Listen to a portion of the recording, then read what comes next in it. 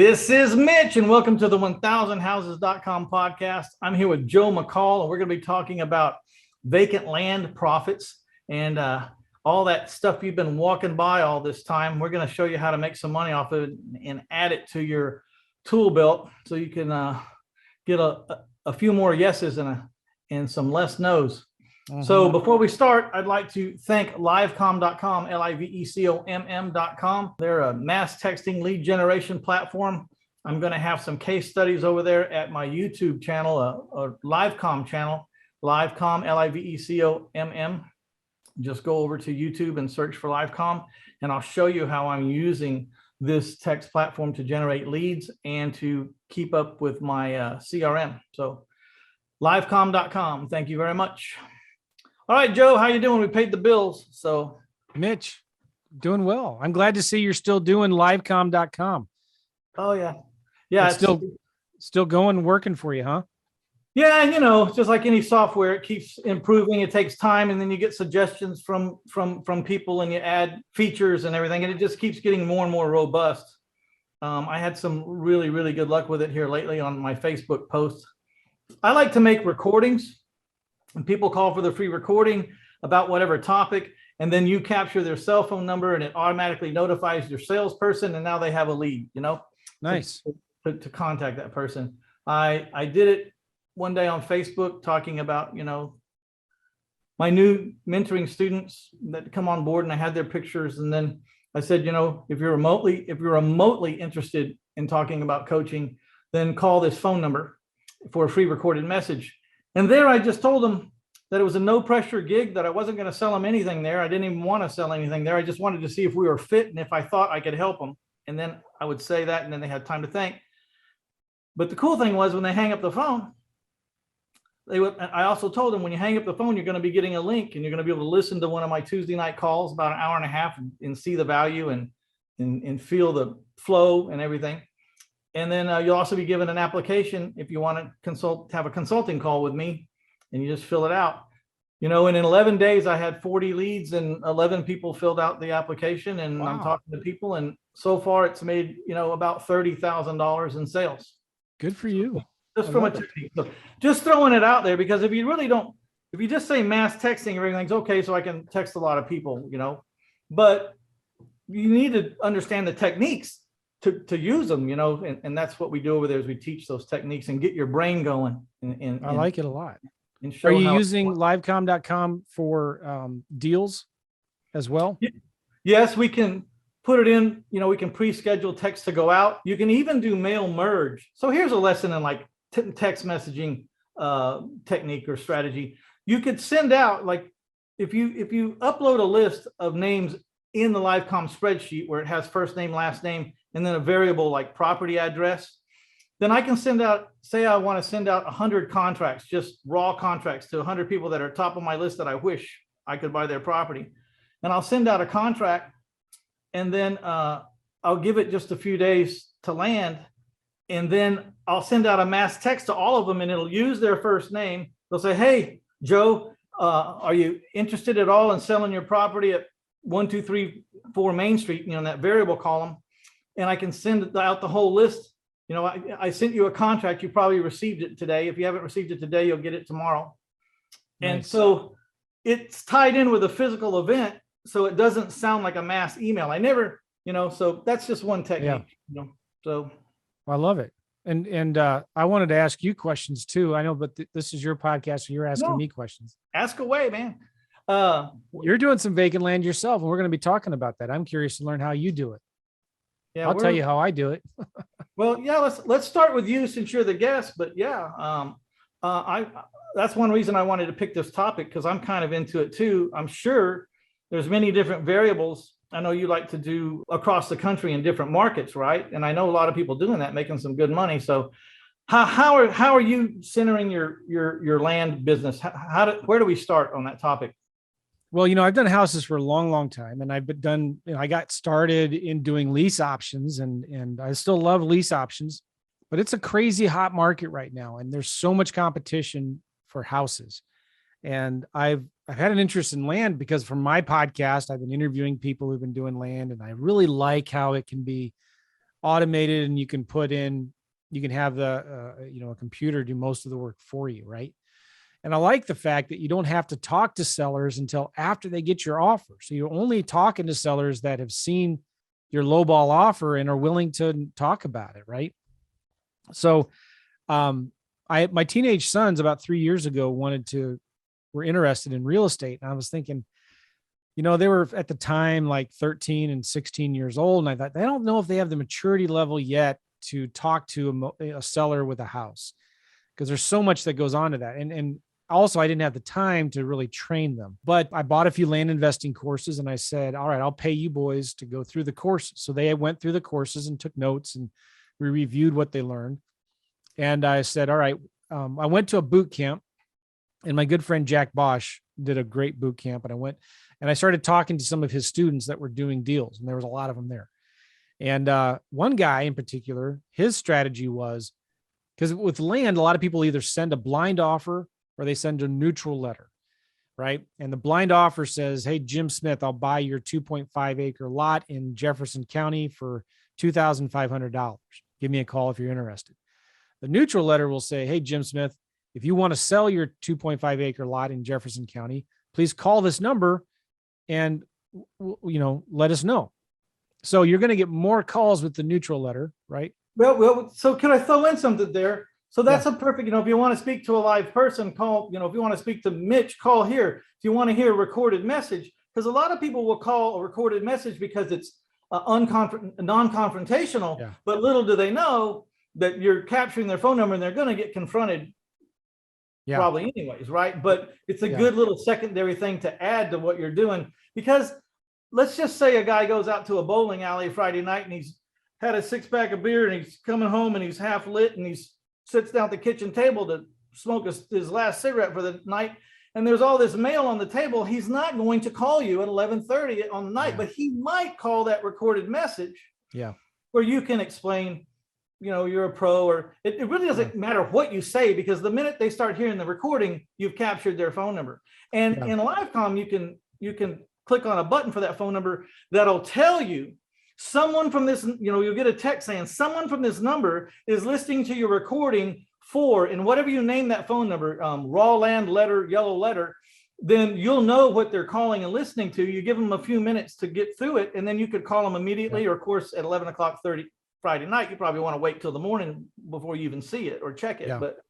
But okay, so it's real similar. Like I do something real similar, but my letter says, or postcard, I do both. It says, call this 24-hour recorded voicemail. Yeah, there you go. And so it goes right to voicemail. My voicemail is super short. It's like, hey, this is Joe with Dream Big Land. Thanks for calling. You got one of our postcards. There's a reference number on that letter. If you can leave your reference number, we will send you an offer in the next day or two. Thanks. That's it. So they leave a voicemail and they'll say, hey, this is Jim.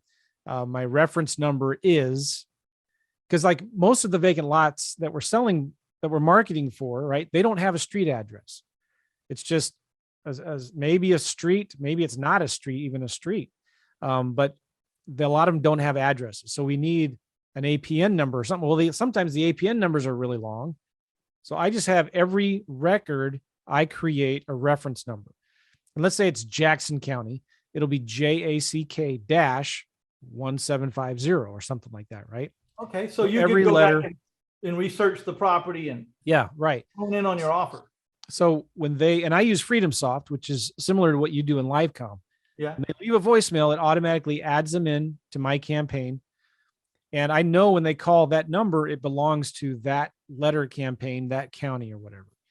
The system will automatically send them a text back. Hey, thanks for calling. What's the reference number that was on that letter? And half the time they'll text back the reference number. And the other half of the time they'll just leave the voicemail. So then it comes into my CRM and we send them an offer. So this is what I was at Jack's boot camp. And this is what this guy does. He sends out the letters. They call the VA, the virtual assistant, sends the offer and then sets it up where 3 days later, they send a voicemail message through Sly Broadcast or something like that, that says, hey, this is Joe. Just so you know, we just mailed you an offer in the mail. You should get it in the next day or two. Let me know if you have any questions. Thanks. All right. That's it. Perfect example of how to take a physical action and then make a generic, ringless voice drop seem not generic. Exactly. And then the system sends them a text. It says, hey, Jim, we just sent you an offer in the mail. You should get it. Let me know if you have any questions.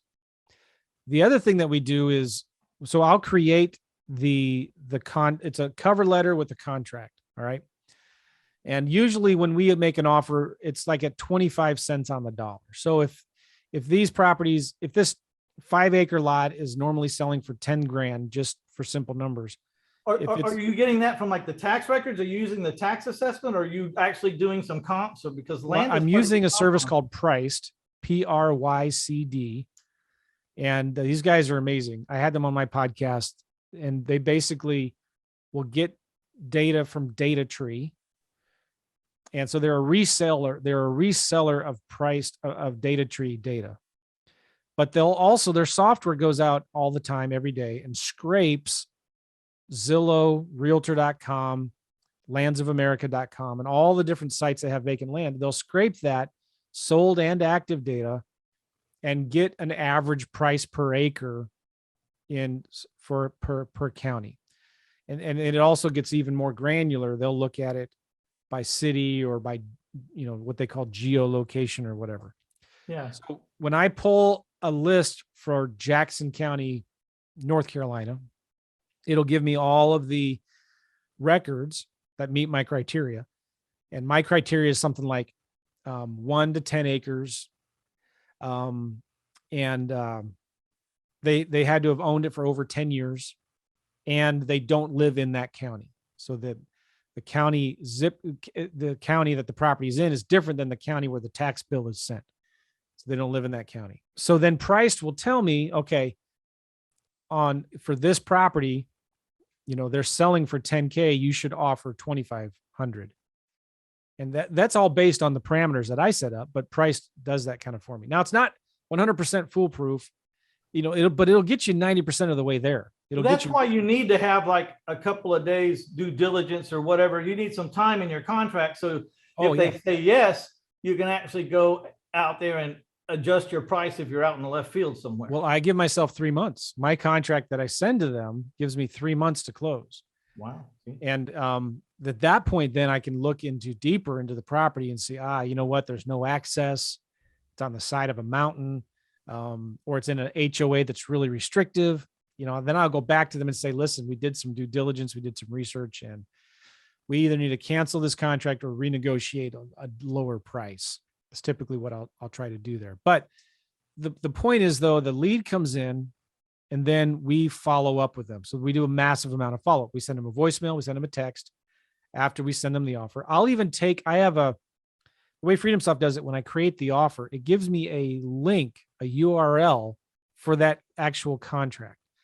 So when I text them, I'll say, hey, I just mailed you the contract. If you want to look at it right now, click this link and you can view the contract. So that it'll text them the actual link. They can click it and view the 2-page PDF. And a lot of times, these last 5 deals I just did, that's what they did. They didn't even wait to get it in the physical mail. They saw the link and they said, okay, let's do it. Or that we got on the phone and we negotiated or something. They had questions. And then I'll do a digital signature, right? So I said, all right, if you're ready to sign it, we can do it right now. With electronic signature, and FreedomSoft allows me to do that. And I'll send it to them. They sign it electronically, and then we're good to go. That's when we start our due diligence. I have a question. Yeah. When you send your contract out, or that contract that they click on the link and they see immediately, you haven't signed that contract yet, have you? Yeah. So they're signing, they get it to you, and then if you want it, you execute. Yeah, exactly. So I don't sign it until they sign it, because that's when the clock starts, after both signatures are there. So I'm always the last one to sign it, which, protects you as the investor.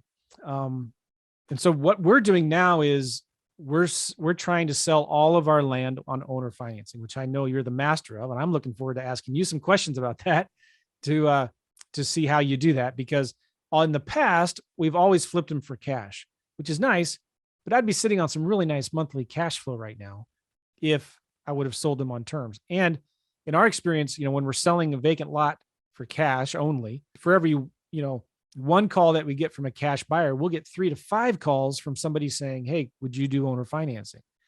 So you sell them a lot. We would have sold our properties a lot faster if we offered owner financing for the vacant land.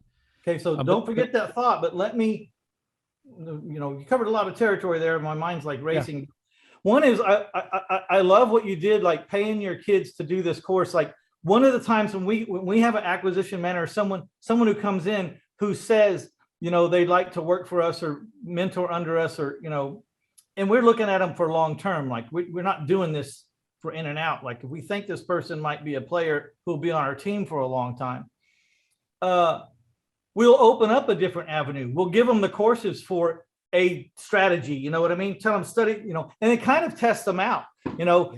Are they really going to do the research? Are they in it? We'll have a meeting in 5 days, and you tell us the highlights of this whole thing and how it's supposed to work. Because I haven't ever seen the course. You know what I mean? But I'm trying to open up a different highway going down the road that can collect some money. The money truck can make some stops along the way and collect some money. It's smart. I want to know, do you want to open up this highway? And it kind of make them prove themselves and make them do the time.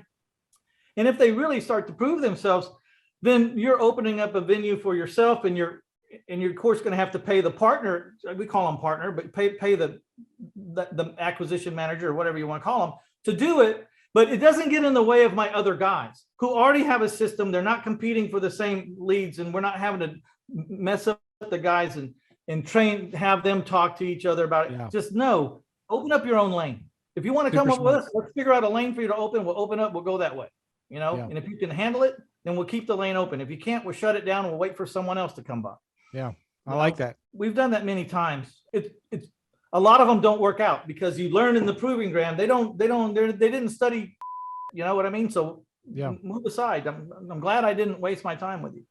Well, anybody that I hire, I always test them like that. I give them something. I won't tell them how to do it. I want them to figure out how to do it. I'll tell them what I want. They see the end result. And maybe it's like one time with my assistant, I'd already hired her. She's already working for me, but I bought a course on how to bid on HUD home store properties, right? And it's not called HUDhomestore.com anymore, but something else. But like I said, I want you to learn how to bid on foreclosure properties on the HUD website. And I bought a course. I think it was a course by John Cochran at the time. I said, I want you to learn how to do it. So she started doing it, and she actually liked and enjoyed it. And then we had some cash buyers, and then she would actually do this for my cash buyers. So like I found a buyer who had money. She would go bid on HUD home store properties, and we were able to wholesale these deals now. And I just didn't, it's all about asking who, not how, right? You're not trying to figure out all the details and the steps by steps on how to do it yourself. You're just saying, all right, who can I get to do this for me so we can all make some money together? Yeah. I love it when they ask me about closings. So they haven't been to a closing in 15 years. I don't know. But I can find out, the old Henry Ford thing. I don't know the answer, but give me the damn phone. I'll figure it out here in a minute. That is, I'm right in the middle of that right now with my assistant, Whitney. She's amazing. She's awesome. She's been working with me for 4 or 5 years now. And so I've been having her take on more responsibility with this land stuff. And she's asking me questions that I don't know the answer to, but like I know somebody who does. And I'm just saying, listen, call this company, call that guy, hire these VAs, the details. When you're managing a business, right, you can't be deep into that stuff. You've got to just know who to call and who to hire to do that for you. What's his name? Branson, Richard Branson. Richard Branson. Is that his name? Yeah. Oh yeah. Yeah. All right. He owns 50 businesses, right? Does he know how to do QuickBooks? Like, does he know how to go into QuickBooks and do a new entry for something in one of his 20 businesses? No, he just hires the best people and they get it done for him. Does he know how to fly a plane? Maybe he does, but he doesn't know how to fly those large Virgin airplanes. You know what I mean? Yeah, right. Hire a pilot. Yeah. All right. So I wanted to mention this because of this cycle. We do a lot of follow-up. So when we send them an offer, we follow up by text and email and voicemail, but we set a task to send them another offer in 30 days. And we do the same thing over again. We mail them another offer. We text them the offer. We leave them a voicemail. We email them, and then we do it all over again. So every 30 days, they're getting an offer from us, a text, an email, voicemail. And that's where the real power in all of this is, right? Same with houses, especially with vacant land. I think it's super important to follow up because it's easy for them to say, you know what? They haven't been to that property in 10 years. Like they're not in a hurry to sell it. They get your offer. I'll look at it later. They forget about it. So you got to have the systems in place. It's all in the follow-up. I mean, you really rarely buy a house in the first couple of touches. It's usually around touch 8, 9, or 10. You know, if that's my experience, and that's what when I talk to people, that's what they tell me. It's the number 8 comes up all the time in the 8th touch. Yep. We've bought properties that we've been in contact with for the oldest one lately was 4.5 years that finally caved in. That's and by awesome. the way, we have notes on this guy, and this guy actually kicked us off the property. Like when someone knocked on the door and asked if he wanted to sell that house across town. I mean, he was pissed, and not a real big fan of ours for interrupting his day and asking him the question, would you like to sell the house? So when we asked him, why did you choose us? I mean, the answer was, you were the only person that ever took the time to send a real contract. And that comes up all the time. Yeah. You're the only person who ever sent a real contract. Yep. You must really want my house because you keep on bugging me and you keep on calling me and mailing me. And so, that's right. We do want your house, Sometimes it takes some time for them to either hit the position where it's ready to sell, or, maybe they're waiting on it to die, or maybe they're trying to sell state, or maybe they haven't made up their mind if they're going to move there after whatever the deal is. So there's all that thing going through their head. And then, they may learn that their property is not worth $1 million that they think it is. They keep trying to sell it for $1 million and it doesn't sell. And then finally they go, okay, I guess these guys aren't that bad. You know what I mean? Yeah. Absolutely. And I can get it done now. So I don't know that. I mean, your system is really, really well thought out, and you can get it all automated if you get all the pieces, but it really helps to take a course with someone like yourself or Jack Bosch, who already figured out all the pieces that work together. Because you can just go start to get random, people, and then everything doesn't really tie together right. And it really is a huge shortcut to go talk to someone who's already got this. Let's call it a CRM for lack of better words, because it's more than a CRM. Really, it's actually making offers from the beginning. So there's a lot of tools out there. None of them are 100% perfect and do everything exactly like you want it to do and whatnot. But like my philosophy has always been, if you wait for perfection, you're going to be sitting around a long time. Just pull the trigger and get moving, and then worry about perfecting it later, because let me tell you what happens. It never gets perfected. It'll never be perfected. It'll always have a little leak somewhere, but it's not a question of how much is leaking out. The question is, how much am I keeping? How much am I getting? Don't worry about the leak. I mean, fix it as good as you can, but hell. Well, you got to find somebody that's already doing what you want to do. This is my secret to success. Any success that I've had. I'm not that smart, Mitch, to figure it all out and figure how to make, like, I find somebody else is doing it and I just duplicate what they're doing. I copy what they're doing. Right. This is why I love your 1,000 houses books. You're just telling everybody what it is you're doing.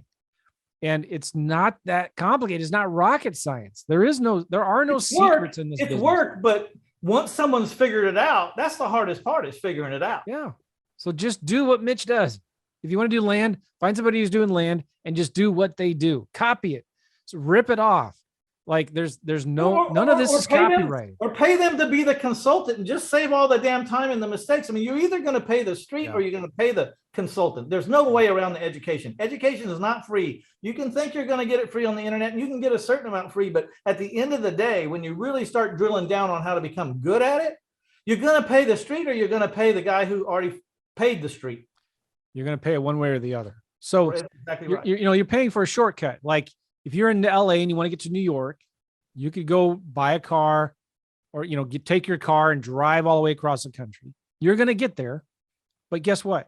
It's going to take you a long time. Or you can buy a ticket, an airplane ticket, and fly from LA to New York and be there in about 4 or 5 hours. Right now, at the end of the day, though, you're actually going to spend more money driving, right? Because you're going to pay for all of those hotels, the mileage on your car, the gasoline, the food that you're going to spend. It's going to take you a whole, 4 or 5 days to get there. You're going to be And what is your exhausted and time tired. worth?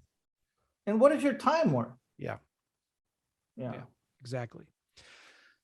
So, I like this land stuff, right? I mean, I have found it's so much easier. There's less competition. Like, we're sending out handwritten postcards and letters right now. We're getting anywhere from 2 to 7% response rate, 2 to 3% response rate on the postcards, 5 to 7% response rate on the letters. Now, for some of you may think that's not a lot, but when we're looking at houses, when we're looking at houses, we're getting a 0.5 to 1% of a really good response rate on our postcards and letters for houses. We're getting double and triple that for vacant land. Well, let me chime in here. It's probably more than most people could buy. Oh yeah. The average guy starting up, 2 to 7% will probably outrun their funding source pretty quick if they're young in the business. You know what I mean? I'm going to tell you some real numbers right now for my last 2 campaigns. And we're targeting a market in Northern California. I'm looking at my numbers right here. We sent 1,642 postcards. We got 37 leads, which is a 2.3% response rate. All right. And we've got 4 properties under contract right now. Okay. So if I go to a calculator, we've got, 37 divided by 4. We're averaging 1 contract for every 9 leads that came in. Right. And then let's go a little further in the math. Throw an average profit on top of a deal. Well, I'm buying them these are California, so I'm buying them at 35 cents on the dollar instead of 25. But let me give you I'll just look at one right now. I mean, just ballpark it. Yeah. So $15,000, $20,000 profit average. Okay. Right? So times 4 is 80,000. Yeah. If you use we're selling these on terms. So yeah, but it doesn't matter. It's money in the bank that you're earning interest on, and they're sending you a check for, and some principal and some interest. You banked, you created an $80,000 CD out of thin friggin' air, and someone's making payments to you on it. And if they ever quit, you get to start over again. And if they ever put any improvements on it, like a barn or a house or a manufactured home or a septic with electric and all that, if it wasn't there before, your note's liquidatable at the drop of a hat after they put some improvements. That's one of the things I'm always asking the people that want to buy my lots, because I got more buyers than I usually have multiple buyers that would like to have it. One, I ask how much do you have down, and then the second question is, what are you going to do when you get it? Well, one guy says, well, when I retire in 10 years, we're going to build a house on this, and another guy says, I already got my plans and I've already got the lumber in a warehouse and I'm building a house the minute I'm an owner. And I'm like, well, you're the winner. Yeah, exactly. Because that guy's with every piece of concrete he puts out there and every board that he erects with his money, my note just gets stronger and stronger and stronger. By the time they finish a house or a barn, it's like, I can liquidate this note for par, no discount, because the collateral is worth so much more now than when we started, and his balance is irrelevant compared to the value of the improvements that they put on the property. Yeah. All right. So let me ask you then, Mitch, are you targeting mainly land in Texas? Or are you going outside of the state? What are you doing? I'm only targeting my county and contiguous counties. But, we use I got 3 acquisition managers and I don't micromanage them much at all. We give them ideas, we'll, get some mailings going, help them with the basic stuff. Do you teach this system that you just talked about? I'm actually in the middle of creating a course right now about it. Yeah. Okay. So, we'll get a link here or something here in a minute. 1000houses.com/vacant land. Okay. That's what the link will be. Right. Get over to the show notes. And whenever he has that done, I'm going to put everything about it over in the show notes. Anything we talk about will be over in those show notes. If we say that, we have a website or a blog or it'll be over there. So yeah. Okay. 1000houses.com/vacant land.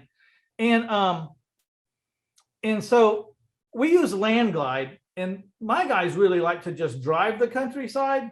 Wow. And then they see a gate that has 2 foot worth of grass in front of it, which means no one's going in and out of this gate. So they get on Land Glide, They zoom out kind of like a Google Earth situation. It shows the boundaries. It says the amount of acres in the middle and the owner of record in the middle and how many acres it is. And they pin it, and then they just keep driving down the road, and when they get home, they start researching these pins a little more to find out, hey, there's a mobile home on this one, or there's cattle pins on it, or whatever. And then we start sending out offers that way. They love Landglide. And then when we find an area or like a mobile home subdivision that's hot, and we like mobile home subdivisions that sell half acre or 3/4 acre or acre lots at least, because those mobile home sales lots, those dealership lots where they sell mobile homes, they'll sell your lot for you. All you have to do is just get it over to each one of those managers and say, I'm offering to owner finance a half acre over here for so much down and so much. Yep. And sometimes if the person's strong enough, they'll even finance the improvements like the septic tank and the water well in with the home, if that person that they're selling that $100,000 double wide to, but they can't sell that double wide till it has a place to go. Mm-hmm. And a lot of people are looking at homes before they really have the place to go. And that's one way. That's one way to find a great salesperson. Our sales guys have always been mobile home guys. Oh yeah. Get them off that lot 6 days a week, and they're moving around now and they're making more money. And those mobile home lot sales guys have to take 20 apps to find one guy that'll qualify. They got to sell that house 20 times to find the one that'll qualify. They love working for us because, we say whether they're qualified or not in a couple of days, Well, I would tell you, you should consider pulling a list of all the vacant landowners in your county and the counties surrounding you. And depending on what your search criteria is, man, you're going to be blown away. And I know you already know this, but you'll be blown away by the response rate on those letters. I don't know this because like we said, I don't do it. And I don't micromanage my guys. Okay, we bought 25 houses in January. Whatever they're doing, I don't want to get in and mess that up. I don't care what they're doing as long as they're buying houses. I think we're buying 14 or 15 properties, which some of it's vacant land so far in February, this is 2022. So, I don't really micromanage them, but it would be neat to bring in a raw land specialist guy and just open up that avenue, like you said, because it's a different animal. And, someone who really wants to take the bulls by the horn could be a great associate, really great associate. Well, I'm just looking on PropStream right here. And there is the county next to us where that's really growing rapidly, lots of new subdivisions and lots of new home construction going on. There are 9,800 vacant lots, right? If I narrow that down a little bit, I'll probably get out of that 5,000 vacant lots. Yeah, you need them to be over 10 years old, or you know what I mean? Like the criteria that you said. Well, let me just do that right now. I'm going to go to ownership info. They've owned the vacant lot for a minimum of 10 years. That brings it down to 7,200. And, maybe I'm not even going to limit it to a certain number of acres. I could if I wanted to as well. I could say, can you search by mobile home allowed or not? Is that a criteria? No. Okay. I wish it was. That would be really nice. Like sometimes with priced, I talked about priced before. Priced will let you say exclude any vacant lot with an HOA. But sometimes HOAs aren't necessarily bad. Some HOAs, like people want the HOA because it means that there's a community that will, take care of the streets and some of them have HOAs, but they're defunct. But it'll say they have a HOA, but they don't exist anymore. So I wouldn't go through the hassle of excluding that, right? But there is a lot of vacant land. And so I just had somebody email me yesterday from Facebook Messenger saying, hey, I hear you do vacant land. We're looking for vacant land in this one county. And I spent them back. I said, well, I can find lots of good vacant land, but what are you willing to pay for it? And I told her in this message, I said, be very specific. I want to know what you would pay per acre based on what you're looking for. And it's a small enough county. She should be able to give me an answer. But I know immediately, all I need to do once I get her number, I know what they're buying, what they're looking for. I can go and easily with one or two simple direct mail campaigns, find some deals, wholesale it to her, and make easily 10, 20 grand on each one, right? Just, and there's so much less competition for vacant land than there is for houses. And if you chose to owner finance it, you can change that number to 30 to 35,000 instead of 20, probably, if you stretch the years out. And you can add an interest rate on it, and you'll pick up a down payment of $4,000 or $5,000 or $6,000. I mean, you won't leave with nothing. But that's one thing about wholesalers. I can make a lot of wholesalers sick to their stomach, because their wholesale fee, let's just say if it's around 10 grand. I know that some of you guys, and today especially, you're wholesaling and you're making 20, 30, but you're dealing in much more expensive properties. But I've talked to a lot of wholesalers, and it's not unusual to hear numbers like 8 or 10,000 as a wholesale fee for these newer flippers, wholesalers. And I say, that's about what my down payment is. And they still owe me $500 a month positive cash flow for 360 months on these little houses. Yeah. So that if you do the math, 500 times 360, that's 180,000 I'm still owed with interest that the wholesaler's not getting. I picked up 10 grand, he picked up 10 grand, he's done, I'm still owed 180,000. There's a reason why you can say, I'm a multi, because every time I sell a house, they owe me another $180,000 to $250,000 out in the future, Yeah. And so it just keeps racking up.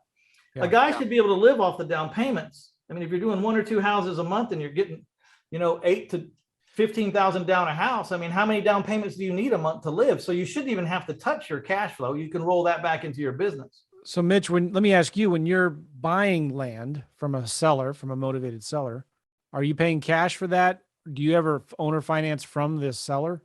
No. So what I tell those wholesalers is the difference between your 10,000 and my 10,000 and being owed 180 out in the future is private money that's wrappable. And if you don't know how to raise it, then it's costing you almost, just say average 200 grand a transaction. Now, if they pay off early, you're not going to see it. But if they don't, you know what I mean? But you'll see lump sums coming in. And you can always sell your property for $10,000 or $15,000 more, depending on the price range, of course. But you can always sell it for more than what you're going to get for cash or a new loan. I can sell over the appraisals. I mean, in the recession, when there was 30 comps in the neighborhood showing that there had been 70% cash buyers, and that these houses were worth $27,000 in 2010.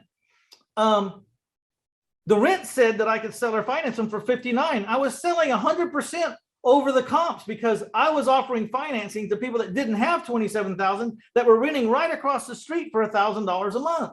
Yeah. And they chose to give me a down payment and have a payment for $1,000 a month instead of a rent payment. So but you're using private money to acquire these vacant lots. Yes, 100%. I have no money in them at all. So when I do collect a down payment, that's my money. Yeah. I have $26 million in private money. I actually teach how to raise private money. And I just put out a book called, The Art of Private Lending, which actually, for y'all out there, I give this to people that have money, and I show them how to loan their money, and they can make 12, 14, 16, 18% in the state of Texas. I think 18% is over that's usurious. So you can make up to 18%, and I go and I show them how to do it.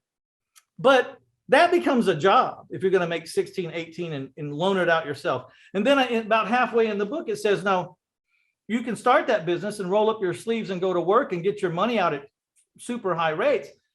Or you can keep playing golf and you can loan it to me at 8%, and I'll do all this stuff that you need to do since I've been doing it for 27 years, and you can keep playing golf. And I'm looking for that book on Amazon. I don't see it. How can we get that book? It's at 1000houses.com. I hold it pretty close to my vest. If you go to my site, you can buy it, but I'm not putting it out to the world right now. That's how I do my books as well. I don't put them on Amazon. Yeah.